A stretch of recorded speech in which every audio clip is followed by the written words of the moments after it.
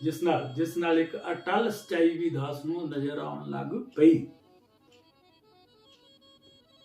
ਅਟਲ ਸਚਾਈ ਵੀ ਨਜ਼ਰ ਆਉਣ ਲੱਗ ਪਈ, ਜਿਸ ਨੂੰ ਪਾਉਣ ਲਈ, ਜਾਣਨ ਲਈ ਦਾਸ ਦੀ ਰੂਹ ਜਣੀ ਆਤਮਾ ਤਰਸ ਰਹੀ ਸੀ।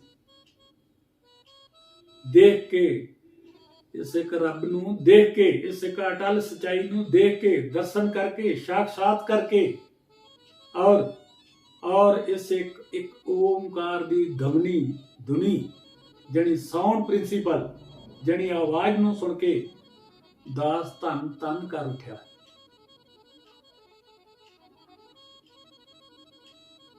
ਇੱਥੇ ਇਹ ਗੱਲ ਨੂੰ ਬਹੁਤ ਜ਼ਿਆਦਾ ਵਿਚਾਰਨ ਵਾਲੀ ਗੱਲ ਹੈ, ਲੇਕਿਨ ਇਸ ਮਾਰਗ ਤੇ ਚੱਲਦਿਆਂ ਦਾਸ ਦੇ ਗਹਿਰੇ ਜਹਿਨ ਵਿੱਚ ਵਸੀ ਗਰੀਬੀ ਦੀ ਪੂਰਤੀ ਲਈ ਇੱਕ ਸੋਚ ਵਕਤ ਮੁਤਾਬਕ ਪ੍ਰਭੂ ਪਰਮੇਸ਼ਰ ਨੇ ਪਹਿਲਾਂ ਹੀ ਤਿਆਰ ਕਰ ਦਿੱਤੀ ਸੀ, ਬਖਸ਼ ਦਿੱਤੀ ਸੀ। ਉਹ ਸੋਚ ਸੀ ਥਿੰਕ ਐਂਡ ਗਰੋ ਰਿਚ, ਸੋਚੋ ਔਰ ਅਮੀਰ ਬਣੋ। ਜਰਾ ਸੋਚੋ ਪਿਆਰਿਓ, ਇਹ ਗੱਲ ਸੋਚੋ ਕਿ ਕੀ ਅਸੀਂ ਇਹ ਵਿਚਾਰ ਕਰ ਰਹੇ ਹਾਂ ਆਪਣੇ ਮਨ ਵਿੱਚ ਕਦੀ?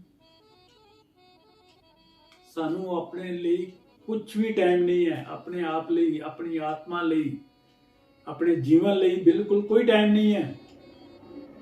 ਜਿਸ ਤਰ੍ਹਾਂ ਬਾਈਬਲ ਵਿੱਚ ਕਿਹਾ ਜਾ ਰਿਹਾ ਹੈ ਕਿ ਅਗਰ ਤੂੰ ਸਾਰੀ ਦੁਨੀਆ ਦਾ ਧਨ ਇਕੱਠਾ ਕਰ ਵੀ ਲਏ, ਜੇ ਤੂੰ ਸਾਰੀ ਦੁਨੀਆ ਦਾ ਧਨ ਇਕੱਠਾ ਕਰ ਵੀ ਲਏ, ਅਗਰ ਤੂੰ ਆਪਣੀ ਆਤਮਾ ਬਾਰੇ ਨਹੀਂ ਸੋਚਿਆ ਤਾਂ ਤੂੰ ਕੀ ਕੀਤਾ?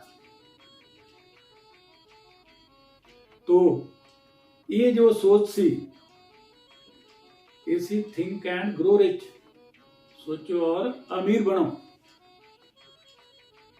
Think and grow rich policy is a best think and grow rich policy is a part of my abroad journey. हालांकि इस अद्भुत अनुभव वाली पॉलिसी बारे दास कुछ जानता ही नहीं सी। दास ने जब सोचना शुरू किया, एकांत विच सिर दे के सोचता, एकांत विच सिर दे के सोचता, पर अगे हनेरा ही हनेरा नजर आउंदा।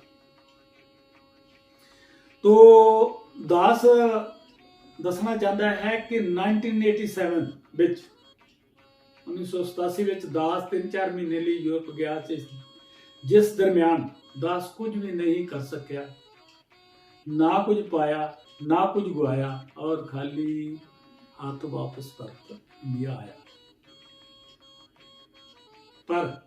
पर दास माता पिता दे संस्कारां ते आधारित मीट मदरा नूं ना पसंद करन करके,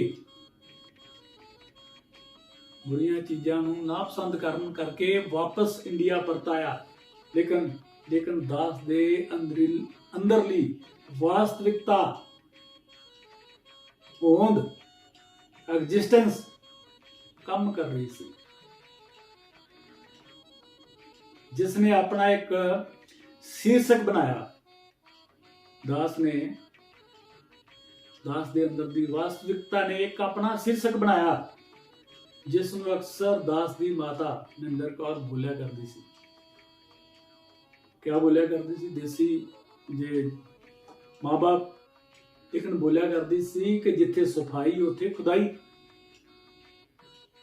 बड़ा सिंपल ते सरल जिहा शब्द है, जिथे सफाई उथे खुदाई। परमात्मा उथे वसदा है जिथे साडा हिरदा साफ है। क्योंकि यूरोप विच भी दास ने सफाई ही सफाई देखी सी, नीट एंड क्लीन कंट्री। और खुदा परमात्मा उन्हां लोकां दीयां भोलियां भालियां शक्लां विच नज़र आउंदा सी,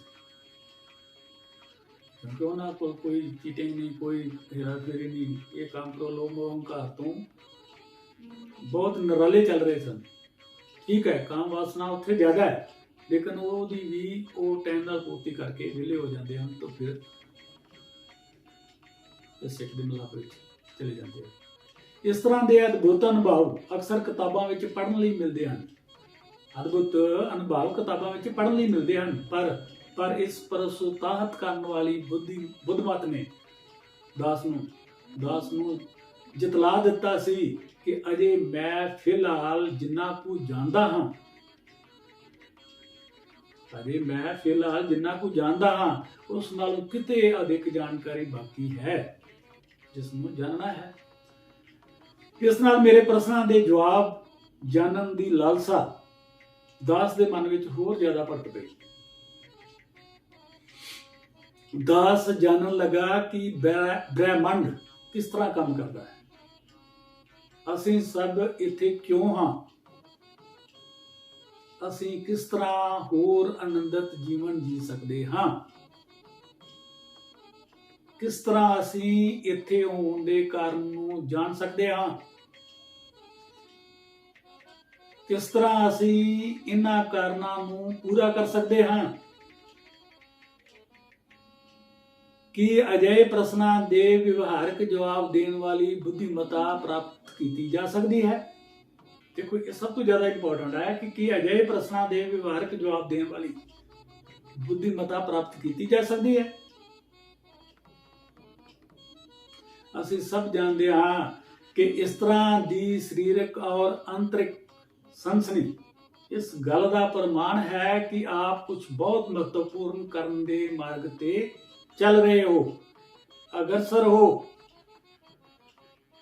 ਇਹਨਾਂ ਵਿਚਾਰਾਂ ਨੇ ਦਾਸ ਨੂੰ ਇਹ ਗਿਆਨ ਬਖਸ਼ਿਆ ਕਿ ਦਾਸ ਦੇ ਵਿਚਾਰ ਬਹੁਤ ਮਹੱਤਵਪੂਰਨ ਹਨ। ਇਹ ਵਿਚਾਰ ਆਇਆ ਮਨ ਦੇ ਅੰਦਰ ਕਿ ਦਾਸ ਦੇ ਵਿਚਾਰ ਬਹੁਤ ਮਹੱਤਵਪੂਰਨ ਹਨ ਔਰ ਦਾਸ ਨੂੰ ਜੀਵਨ ਵਿੱਚ ਜੋ ਵੀ ਅਨੁਭਵ ਮਿਲਦੇ ਹਨ ਇਹ ਦਾਸ ਦੇ ਵਿਚਾਰਾਂ ਦਾ ਪ੍ਰਤੀਬਿੰਬ ਹਨ। ਇਹ ਦਾਸ ਦੇ ਵਿਚਾਰਾਂ ਦਾ ਪ੍ਰਤੀਬਿੰਬ ਹਨ। ਇਹ ਸਾਰੇ ਵਿਚਾਰ ਬਹੁਤ ਮਨਮੋਹਕ ਔਰ ਮਨੋਰੰਜਕ ਸਨ। ਆਪਣੇ ਮਨ ਨੂੰ ਹੀ ਮੋਹ ਲੈਣ ਵਾਲੇ ਵਿਚਾਰ ਇਸ ਤਰ੍ਹਾਂ ਦੇ ਵਿਚਾਰ ਸਨ ਔਰ ਇਹਨਾਂ ਨਾਲ ਆਪਣੇ ਮਨ ਦੇ ਸੁਝਾਵਾਂ ਦਾ ਅਨੁਪਾਲਨ ਕਰਨ ਦੀ ਪ੍ਰੇਰਨਾ ਵੀ ਮਿਲ ਰਹੀ ਸੀ। ਇਹਨਾਂ ਵਿਚਾਰਾਂ ਨਾਲ ਉਤਪਤ ਹੋਈਆਂ ਸਿੱਖਿਆਵਾਂ ਦੇ ਅਨੁਸਰਨ, ਗ੍ਰਹਿਣ ਕਰਨ ਔਰ ਪਾਲਣ ਨਾਲ ਦਾਸ ਨੂੰ ਬਹੁਤ ਜ਼ਿਆਦਾ ਲਾਭ ਹੋਇਆ। ਇਹ ਲਾਭ ਹੋਇਆ ਕਿ ਥੋੜੇ ਹੀ ਸਮੇਂ ਵਿੱਚ ਦਾਸ ਨੇ ਇੱਕ ਬਹੁਤ ਵੱਡਾ ਬਿਜ਼ਨਸ ਖੜਾ ਕਰ ਲਿਆ।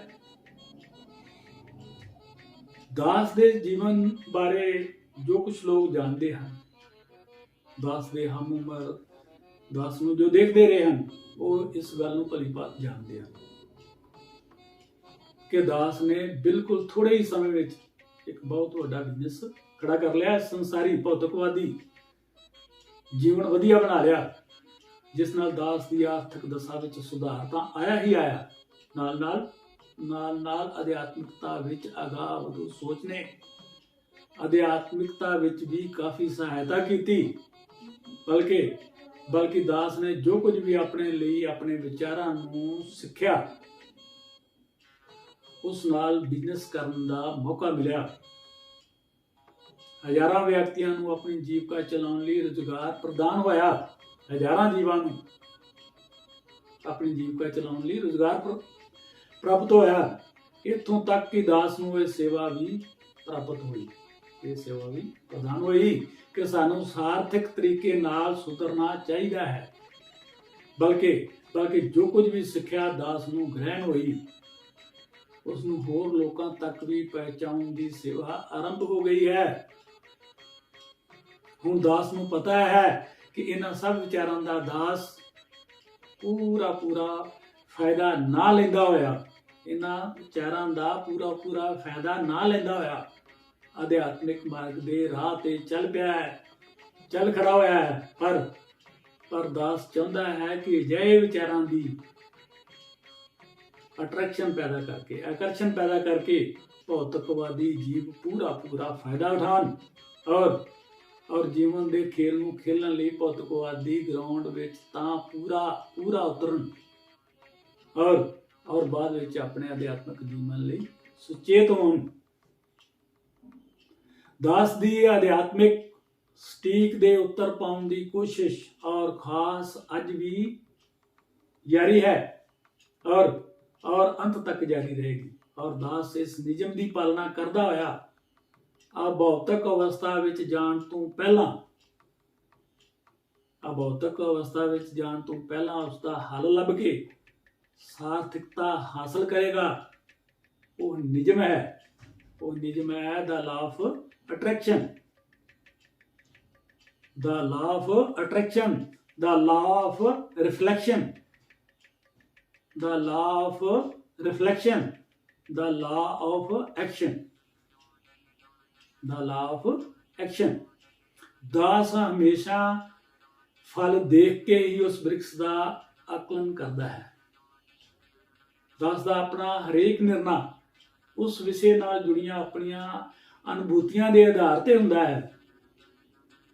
ਦਾਸ ਨੂੰ ਇਹਨਾਂ ਵਿਚਾਰਾਂ ਦੀ ਸਮੱਗਰੀ ਵਿੱਚੋਂ ਬਹੁਤ ਕੁਝ ਆਪਣੇ ਅਨੁਕੂਲ ਲੱਗਿਆ ਹੈ। ਦਾਸ ਨੂੰ ਇਹਨਾਂ ਵਿਚਾਰਾਂ ਦੀ ਸਮੱਗਰੀ ਵਿੱਚੋਂ ਬਹੁਤ ਕੁਝ ਆਪਣੇ ਅਨੁਕੂਲ ਲੱਗਿਆ ਹੈ। ਦਾਸ ਨੂੰ ਇਸ ਗੱਲ ਨਾਲ ਕੋਈ ਫਰਕ ਨਹੀਂ ਪੈਂਦਾ ਕਿ ਗਿਆਨ ਕਿੱਥੋਂ ਔਰ ਕਿਵੇਂ ਪ੍ਰਾਪਤ ਹੋਇਆ, ਬਲਕਿ ਇਸ ਗਿਆਨ ਨੂੰ ਦਾਸ ਸੰਤਾਂ ਤੱਕ ਪਹੁੰਚਾਉਣਾ ਆਪਣਾ ਇਨਸਾਨੀਅਤ ਧਰਮ ਮੰਨਦਾ ਹੈ, ਜਿਸ ਨਾਲ ਭੁੱਲੀ ਹੋਈ ਸਮੁੱਚੀ ਮਾਨਵਤਾ ਦਾ ਕਲਿਆਣ ਹੋ ਸਕੇ, ਜਿਸ ਨਾਲ ਸਮੁੱਚੀ ਮਾਨਵਤਾ ਗਰੀਬੀ ਤੋਂ ਉੱਪਰ ਉੱਠ ਕੇ ਸੰਸਾਰੀ ਜੀਵਨ ਦੀਆਂ ਸੁੱਖ ਸਮਰਿੱਧੀਆਂ ਪ੍ਰਾਪਤ ਕਰ ਸਕੇ। ਇਹ ਸਭ ਇਹਨਾਂ ਵਿਚਾਰਾਂ ਦਾ ਨਿਚੋੜ ਹੈ ਕਿ ਇਸ ਵਿੱਚੋਂ ਅਜਿਹਾ ਕੁਝ ਮਿਲ ਸਕੇਗਾ ਕਿ ਬਹੁਤ ਸਾਰੇ ਜੀਵ ਆਪਣੀ ਵਧੀਆ ਜੀਵਿਕਾ ਬਣਾ ਕੇ ਪ੍ਰਭੂ ਪਰਮਾਤਮਾ ਦਾ ਧਿਆਨ ਧਰਨ ਵਿੱਚ ਕਾਮਯਾਬ ਹੋ ਸਕਦੇ ਹਨ। ਸਾਨੂੰ ਧਿਆਨ ਧਰਨਾ ਚਾਹੀਦਾ ਹੈ। ਤੋ ਦਾਸ ਨੂੰ ਇਹ ਵੀ ਗੁਰੂ ਪੀਰਾਂ ਦੇਵੀ ਦੇਵਤਿਆਂ ਦੀ ਸਿੱਖਿਆ ਸੀ ਕਿ ਸਾਨੂੰ ਆਪਣੇ ਲਕਸ਼ੇ ਵੱਲ ਅਦਿੱਖ ਤੇਜ਼ੀ ਨਾਲ ਜਾਣ ਲਈ ਕੀ ਕੁਝ ਕਰਨਾ ਹੋਵੇਗਾ। ਦਾਸ ਨੂੰ ਇਹ ਵੀ ਗੁਰੂ ਪੀਰਾਂ ਦੇਵੀ ਦੇਵਤਿਆਂ ਦੀ ਸਿਖਲਾਈ ਸੀ ਕਿ ਸਾਨੂੰ ਆਪਣੇ ਲਕਸ਼ੇ ਵੱਲ ਅਦਿੱਖ ਤੇਜ਼ੀ ਨਾਲ ਜਾਣ ਲਈ ਕੀ ਕੁਝ ਕਰਨਾ ਹੋਵੇਗਾ। ਫਿਰ ਉਹਨਾਂ ਨੇ ਇੱਕ ਸ਼ਾਨਦਾਰ ਪ੍ਰਾਰਥਨਾ ਦੱਸੀ ਕਿ ਆਪਣੇ ਬਾਰੇ ਪ੍ਰਭੂ ਪਰਮੇਸ਼ਰ ਨੂੰ ਦੱਸ ਕੇ ਕਿ ਮੈਂ ਕੌਣ ਹਾਂ। ਪ੍ਰਭੂ ਪਰਮੇਸ਼ਰ ਕਰਤਾ ਕਰਤਾਰ ਈਸ਼ਵਰ ਅੱਲਾਹ ਗॉड ਅੱਗੇ ਪ੍ਰਾਰਥਨਾ ਕਰੋ ਕਿ ਮੈਨੂੰ ਮਾਰਗਦਰਸ਼ਨ ਕਰੋ ਔਰ ਆਪਣੇ ਦਿਵਿਆ ਪ੍ਰੇਮ ਵੱਲ ਮੈਨੂੰ ਵੀ ਲੈ ਜਾਓ। ਮੈਨੂੰ ਮਾਰਗਦਰਸ਼ਨ ਕਰੋ ਔਰ ਆਪਣੇ ਦਿਵਿਆ ਪ੍ਰੇਮ ਵੱਲ ਮੈਨੂੰ ਵੀ ਲੈ ਜਾਓ।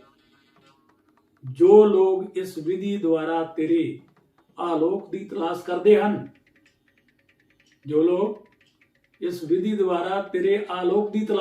ਹਨ, ਉਹਨਾਂ ਦਾ ਵੀ ਉਥਾਨ ਕਰੋ। ਦਾਸ ਦੁਬਾਰਾ ਇਹ ਪ੍ਰਾਰਥਨਾ ਬੋਲ ਦਿੰਦਾ ਹੈ। ਦਾਸ ਨੂੰ ਇਹ ਦੇਵੀ ਦੇਵਤਿਆਂ ਪੀਰ ਪਕੰਬਰਾਂ ਨੇ ਦੱਸਿਆ ਕਿ ਆਪਣੇ ਬਾਰੇ ਪ੍ਰਭੂ ਪਰਮੇਸ਼ਰ ਨੂੰ ਦੱਸ ਕਿ ਮੈਂ ਕੌਣ ਹਾਂ। ਔਰ ਇਸ ਪ੍ਰਭੂ ਪਰਮੇਸ਼ਰ ਪਰਮਾਤਮਾ ਜਿਹਨੇ ਰੱਬ ਅੱਗੇ ਪ੍ਰਾਰਥਨਾ ਕਰ, ਈਸ਼ਵਰ ਅੱਲਾਹ ਗॉड ਕਰਤਾ ਕਰਤਾਰ ਅੱਗੇ ਪ੍ਰਾਰਥਨਾ ਕਰ ਕਿ ਮੈਨੂੰ ਮਾਰਗਦਰਸ਼ਨ ਕਰੋ ਔਰ ਆਪਣੇ ਦਿਵਿਆ ਪ੍ਰੇਮ ਵੱਲ ਮੈਨੂੰ ਵੀ ਲੈ ਜਾਓ। ਜੋ ਲੋਕ ਇਸ ਵਿਧੀ ਦੁਆਰਾ ਤੇਰੇ ਆਲੋਕ ਦੀ ਤਲਾਸ਼ ਕਰਦੇ ਹਨ, ਉਹਨਾਂ ਦਾ ਵੀ ਉਥਾਨ ਕਰੋ, ਭਲਾ ਕਰੋ।